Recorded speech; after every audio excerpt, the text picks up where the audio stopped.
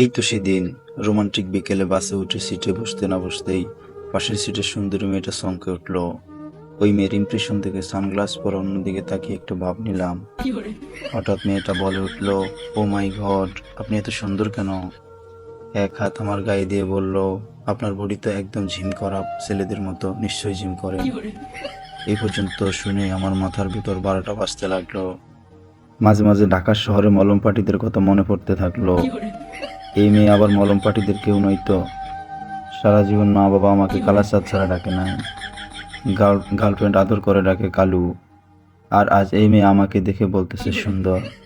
বুঝলাম বাসে উঠে লাইফের হাওয়া বদল শুরু। এরপর যা হলো, মেয়েটা আমার পাশে বসা ছেলেটাকে বলল, এই যে ভাই, আপনি উঠেন, আমি ভাইয়ের পাশে বসবো। ছেলেটাও কিছু না বলে সুরসুর করে পাশের সিটে চলে গেল। মেয়েটা এসে আমার পাশে বসলো।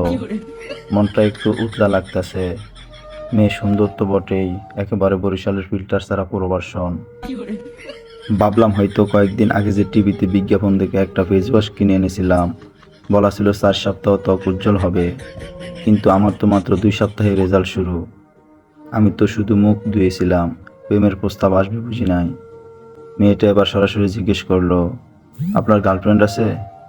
বললাম না, আমি সিঙ্গেল। সে বলল, তাহলে প্রেম করবেন আমার সাথে? এই কথা শোনার পর মাথার ভেতর আসিফ ভাইয়ের ও প্রিয়া তুমি কোথায় গান বেজে উঠলো। জীবনে গার্লস স্কুলের পাশ দিয়ে কতবার হেঁটে গেছি, কত মেয়ের দিকে তাকিয়েছি, নিজের চেহারার দোষ দিয়েছি, একটা মেয়েও ফিরে তাকায়নি। যে মেয়েকে একবার বলেছিলাম তোমাকে ভালো লাগে, সে বলেছিল, আয়নায় নিজের চেহারা দেখেছ? এক মেয়ে তো সরাসরি বলেই ফেলেছিল, আপনার চেহারা আর খোলার কোনো পার্থক্য নাই। আর আজ বাসে সুন্দরী মেয়ে প্রেমের প্রস্তাব দিচ্ছে।